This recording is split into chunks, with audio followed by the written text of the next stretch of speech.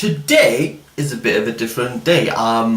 It's something that I haven't done before. I'm quite intrigued to what the entire process is going to be, but I've decided to go forth and donate platelets rather than just blood. I've been giving blood on and off now for about 5 years. Yeah, when I was 18, 23, yeah, 5 years. Now, I know people may be thinking if you haven't given blood before that this video may not be appropriate for them. However, you don't have to have given blood. Anyone can actually give it. As long as you're between the ages of 17 to 65 and you haven't given blood before, you can go down and get the test to see if you're eligible to give platelets. Now, I inquired about platelets when I gave my last donation, and the Welsh Blood Service have been fantastic. They've actually rung me and booked this appointment for me today. If you're not from Wales, however, I just believe you could just contact your local blood service and they'll be able to advise about platelets. So today, what we are going to be doing is we're going for a sample, it seems, upon the email I've been given. So the sample is just going to have a high enough platelet count.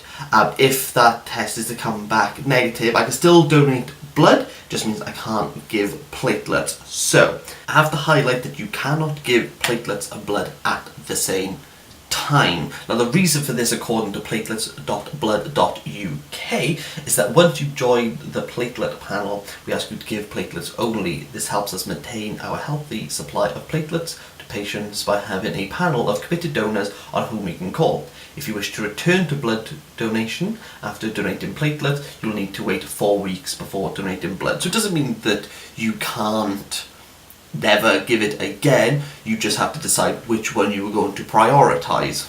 Giving blood is fantastic, and you do get the local blood banks that come around. Where I previously used to work, they actually used to have one outside, which was a fantastic thing the Welsh Blood Service provided. However, where I've moved to now, the actual blood centre is actually just around the corner from me, so I don't have to rely on a blood bank being provided as a service. I can now just go to the blood bank, make an appointment, which suits around me, and I can go down and donate platelets.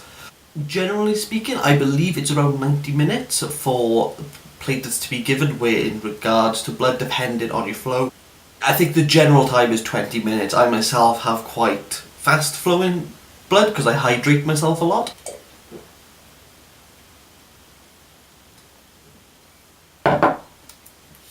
I have about 10 minutes a time.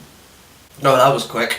What they're going to do with platelet is that they put a needle in your arm, they take the blood up, that goes into a centrifuge that separates it, and then there's another tube that pushes the blood back into your veins. You do need strong veins when doing this. But hopefully they will be able to let me take my camera in and they can answer a few of these questions themselves. I'm just going to document the process for you so you have a full understanding of what it is platelet donation is about. I believe it's going to be the similar questions to blood donation, so please keep watching. If you haven't given blood, I believe it's going to be the same process. I will highlight myself if the process is a little bit different in regard to the questions they ask separately when I'm back home looking over the footage, just so you can have a better understanding. Gonna donate platelets, Bumpy. Put it there. Yeah, that's right. Have you been driving out at night, Missy?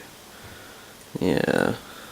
Don't think your cuteness will get you away with this one. I'm calling the cops. The sat-nav's taking me to a pub and an alley. I don't think this is where blood's being taken. If it is, I'm gonna be scared. Oh, it's time to Google. Again. Brilliant. Round trip.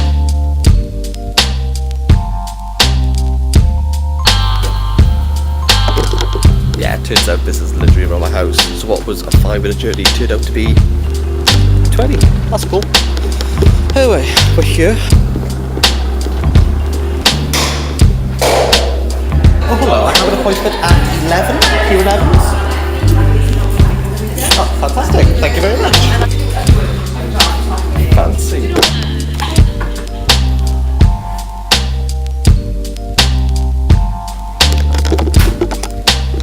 Waiting in the wrong room. This leaflet is specifies is what platelets are. So platelets are components in the blood that are essential to stop bleeding and bruising.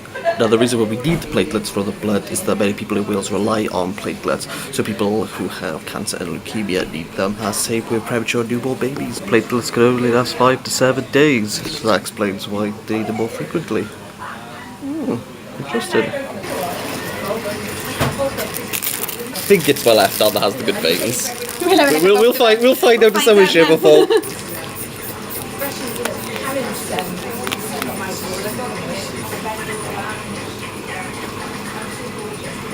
Nothing?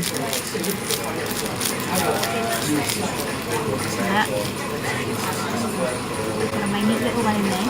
It's obviously gold veins. Yeah. That's no good. No worries. Have a look on your other arm. So have you moved down this way recently? Yeah, it would have been a month ago. No, a month. A month I moved to my new house, so... Settling in? Yeah. Got some cats now, so... Oh, respect the vein. Maybe it's my right hand. It's your right arm. I know I'm the same as my mum. Or maybe I'm the opposite to my mum. She has awful veins in one hand. You've got a nice straight one there. Yeah, right, fantastic. You can't do that one, I'll leave that in. Oh, brilliant. Do a lot of people give platelets then? Or? No. There's only about 5% of the population that give blood. Oh, okay. A minute fraction of that, and then they do platelets. I thought it was a lot more than that, but 5% seems tiny.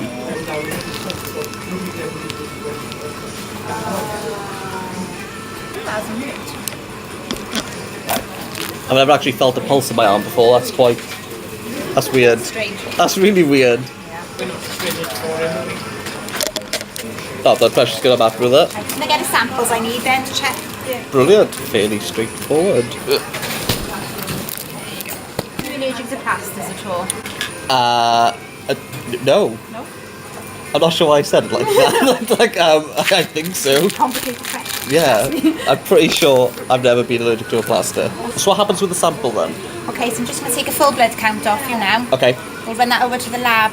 Tomorrow we'll get the results back. When we get the results back tomorrow afternoon, we'll put your height, weight and gender into the machine to get your total blood volume. Okay. And we'll use the results of your platelet count and the hematocrit, which is the average of your red cells. Okay. The machine has got an algorithm set up in it then to know what dose it can take off you and how long it's going to take. Oh. So I'll find out tomorrow then So if everything's fine. okay, it may not be tomorrow because when we've done our paperwork we send it up to the admin girls and then they'll chase you up on it. So yeah, don't worry if you don't hear anything off us for a couple of days.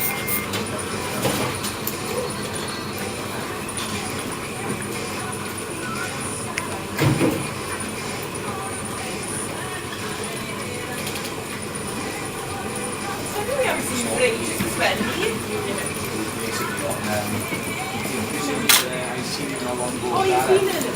Oh, right. Yeah. That's everything. So that's that done. I will just run through you the paperwork. Yeah, that's fine. And if you're happy to, sign a consent form. Yeah. We just keep it on record. Once we know everything's okay and you come into your first donation, we'll then archive it with your paperwork and say that's great. Brilliant. If for some reason your blood results come back and you're not suitable as a platelet donor, we would just shred it. That's fine. So obviously got to explain to you about the complicated parts of it. So obviously you can feel dizzy and faint with taking blood off you after all. But as long as you verbalise you're not feeling right. Yeah. And we know the signs and symptoms, we'll look out for them. We're sticking needles in your arm so we can cause you a bruise. Yeah. There's a clear bag of fluid you can see hanging up over there on the donation. That's an anticoagulant. So that's priming through all of the tubes to stop your blood from clotting because otherwise naturally it would just clot. Okay. No use to us then. But some people do get a reaction to it.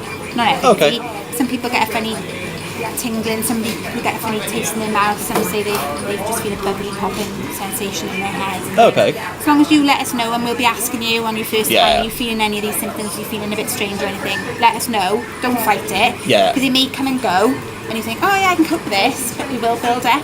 Right, okay. Your calcium in your body needs to break it down, so if we can lower it, it allows your body to be able to break it down. If it starts to build up, it'll just keep building up until you don't feel very well. So we prefer for you to say, I'm getting a funny taste or a funny sensation and do something about it. If for some reason we've got to stop your donation, say you did feel unwell and we stopped it, we wouldn't give you what we call your cells back, we would literally just stop it. So you lose what's in the harness, it's about 250 mils. So we then say to you, you need to wait at least 4 weeks before you come back in. But that's what we're encouraging our donors to do anyway. The guidelines are that you could come in every fortnight, but as Welsh Blood Service we say every 3 weeks is a minimum. Okay, 3 but weeks. We're trying to say to our donors now, we don't really want you to come in every 3 weeks, we'd like to make you extend your time to do a month, 6 weeks, 8 weeks if you can. We want to build our panel, but we don't want to be overbleeding you. Right, okay. Makes sense. It's that little battle, you know, if you're coming in frequently, we can be lowering your iron levels, affecting your platelet count. So if we can get you coming in sort of every 6 to 8 weeks, there's more chance that you're not going to feel any side effects and we're getting a better quality product out of it. You can feel cold. It doesn't feel particularly cold in here. It is temperature monitored, but if you've been running around and then you're sat there for an hour and a half not doing anything, you can feel a bit chilled. So we've got these, they are little electric blankets, so we will warm them up. Oh, it's not yeah. on at the moment because we don't tend to need it over here, but if you've been sat there for a while, we can do that. We've also got little hand warmers and things. Take your blood samples off you every time you come in to do your routine tests on them, exactly as you did on whole blood. Okay. The first and second time you come in to do platelets, we'll just take an extra tissue typing sample with your consent. And that's in case you've got any patients in the hospital then matched to you, so we can give them your specific platelets in the future. You do your blood pressure every year, so I've done it today. So we would repeat it in a year's time. We ask you to try and stick to a healthy diet, especially prior to coming in. Fatty foods and that can make the platelets look really custody. Okay. So we're aware of that now, so we'll advise you as well. Medications, the majority of medications are absolutely fine, but if you do need to take an aspirin or anti-inflammatory, you'll need to wait 48 hours. Okay. So it's worth bearing in mind. Paracetamol is absolutely fine. Okay. But if you take Brufen, naproxen, anything like that for anything, then 48 hours you need to have stopped it before you come in. And then we'll take your consent if you're happy to today, and we'll hold it on file. So if we get your blood results back and everything's okay. Yeah, we can crack on. Yeah, that's fine. I can say that. Would you like to see a machine up and running, or would you even go one in? Yeah, that'd be cool actually. I'll just go and ask the donor if he doesn't mind. Oh, brilliant. So single-use harnesses. Yeah. So they're only used for you. Once they've been used, they're disposed of. As I say, it goes down to wrist level where it splits. So it's one needle in your arm, wrist level, it splits there. Goes into the centrifuge where it's spun. Collects your platelets and some plasma by here. Okay. It gives you your red cells back. It is constantly doing this draw and return. So the moment it's returning back to the donor, and then as it empties, it'll automatically go back into a draw cycle. Right. And that clear fluids, that's the coagulant there. Anticoagulant that we just discussed. Yeah. Fairly straightforward. Yeah. Brilliant. Easy as that. So simply I can do it. Free vending machine.